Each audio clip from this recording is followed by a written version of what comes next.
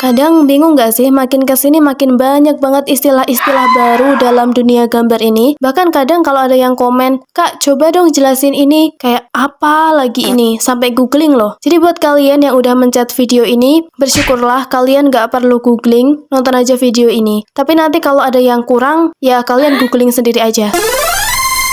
Oke, kita mulai dengan artist atau artis ya, yaitu seniman atau orang yang menciptakan suatu karya. Ya, kalau kita di gambar ya, jadi orang yang menciptakan suatu gambar. Tapi kalau di Indo sendiri ada yang menyebutnya dengan kuli digital, ada yang menyebutnya dengan tukang gambar atau kang gambar. Oh ya, tapi aku pernah loh nemu salah satu komentar, tapi di akun orang lain ya. Jadi dia komentar gini, kuli digital, tukang gambar, seniman itu diakui, bukan mengakui. Jadi kamu nggak pantas untuk menyebut diri kamu sebagai tukang gambar. Tapi menurutku, selama kita aktif berkarya, selama kita aktif memproduce karya-karya baru, secara tidak langsung kita adalah seniman. Kita tidak perlu diakui oleh banyak orang. Jadi apakah cuman tukang gambar dengan followers jutaan aja yang bisa dibilang dengan seniman? Terus yang followersnya 3 biji begini nggak bisa dibilang seniman? Kita juga nggak mau kok melabeli diri sebagai seniman. Kita tidak butuh banyak pengakuan dari orang lain. Kita tidak butuh titel seniman, itu nggak butuh. Kita cuma suka berkarya, kita cuma suka ngepost. Cuman sesimpel itu kok. Tapi ya balik lagi,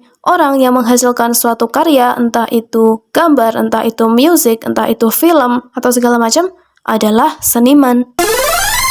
Nah, kalau artis itu adalah orang yang menghasilkan suatu karya, karya kita namanya apa dong? Jadi namanya itu artwork. Nah, dia itu adalah hasil gambar atau karya yang telah diselesaikan secara keseluruhan. Tidak ada lagi revisi atau mengubah bentuk atau tampilan gambar tersebut. Jadi kayak udah finalnya final gitu. Kita masuk ke art style atau gaya hasil gambar seorang seniman yang menjadi ciri khasnya, sehingga gambar tersebut dapat dengan mudah dikenali siapa yang membuatnya. Nah, di aplikasi sosmed manapun, kata art style ini sangat menjadi perdebatan karena gini, orang yang berlindung di balik kata art style dia tidak akan pernah berkembang.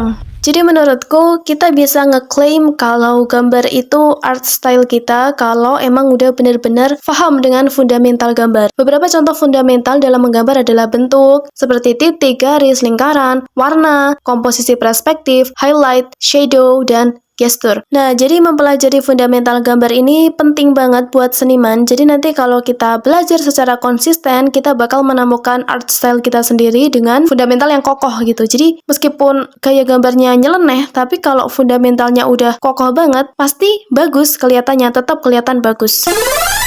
Nah, ini nih yang namanya tracing atau menjiplak karya orang lain, baik digital maupun tradisional itu tidak boleh ya. Kalau digital setahu aku ya layer pertama kita pakai gambar orang, layer kedua kita jiplak kayak gitu. Ini nggak apa-apa buat belajar untuk melatih muscle memori kita, tapi kalau mau di-post, mau di-upload itu sertakan sumber dan jangan mengaku kalau ini karya orisinal kita gitu. Nah, sama ini nih, A. Bowling. Mirip seperti tracing, tapi dia itu nggak nge-trace, jadi dia tuh cuman meniru art style dari idolanya. Nah, hasil karya dari A. Bowling ini tidak termasuk hak cipta, karena art style itu terbatas, jadi tidak jarang ditemukan karya dengan art style yang mirip gitu.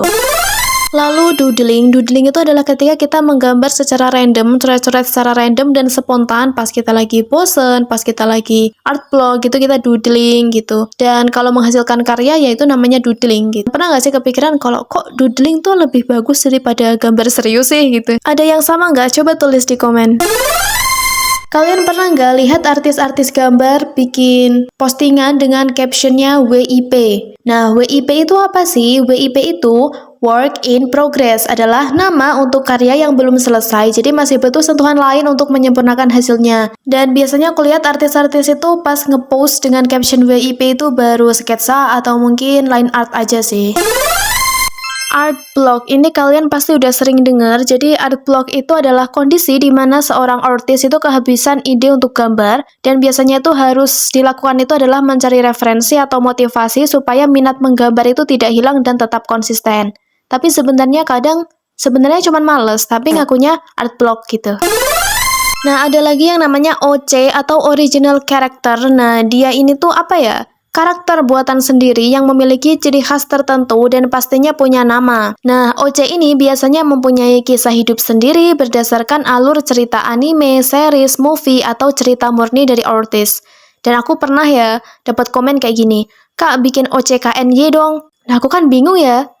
OCKNY itu apa sih? Original karakter Kimetsu no Yaiba.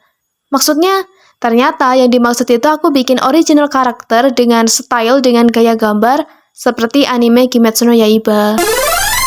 Ada juga art thief atau art thief ya, pencuri seni gitu. Orang yang mencuri dan mengeklaim hasil karya orang lain dan diupload dan dijual di sosial media. Ini pernah ada ya kejadian di salah satu sosial media, dia tuh udah punya followers 900-an dan ternyata gambar-gambar dia itu mencuri dari artis luar gitu. Dan dia mengaku kalau itu gambar dia. Bahkan ada yang dibuat endorse juga loh. Ya maaf ya, aku ungkit ya bang ya. Tapi untuk pelajaran buat kita, kalau kita benar-benar mau berkarya, usahakan itu original gitu. Ada yang pernah lihat orang bikin caption DTIJS. Jadi dia ini artinya draw this in your style. Gambar ini dalam stylemu. Jadi challenge dari perorangan, dari artis ya atau dari komunitas gitu untuk meredraw gambar yang dia post dengan art style kita masing-masing kayak gitu. Ada lagi nih, CTIJS, color this in your style. Kalau tadi itu disuruh gambar, kalau ini cuman disuruh mewarnai kayak gitu aja. Ya. Nah, ini persona, jadi gambar diri kita sendiri secara fisik dalam versi 2 digital atau 2D. Ada juga art trade, art trade gitu ya. Kegiatan tukar-menukar hasil gambar. Jadi saling gambar, terus ditukar kayak gitu. Terus ada lagi grid. Nah, jadi grid ini merupakan metode membuat garis persegi sebelum membuat sketsa ditujukan buat memudahkan orang dalam menentukan proporsi. Jadi, teknik grid itu adalah metode untuk menentukan proporsi saat kita membuat karya seni dengan cara menggambar di atas grid yang telah dibuat. Ini biasanya tradi ya yang bikin kayak gini.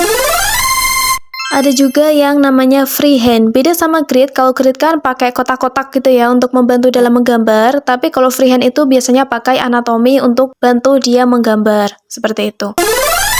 Terus ada juga yang namanya rendering. Nah, rendering ini tuh apa ya? Kayak proses pembuatan gambar akhir atau representasi visual dari gambar.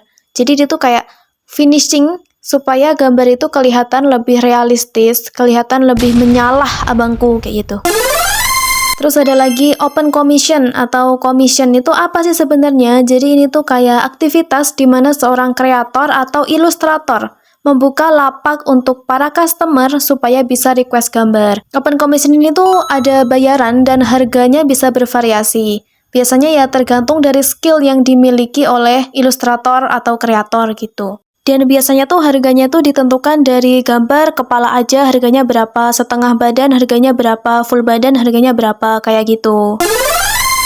Ya mungkin cukup segitu aja, dan kenapa sih aku bikin video gambar sambil ngobrol kayak gini, karena aku nggak bisa ngedit bagus. Aku nggak bisa ngedit kayak youtuber-youtuber sebelah. Jadi ya udah kayak gini aja ya, mohon maaf dan harap dimaklumi. Terima kasih yang sudah menonton, jangan lupa like, komen, dan subscribe.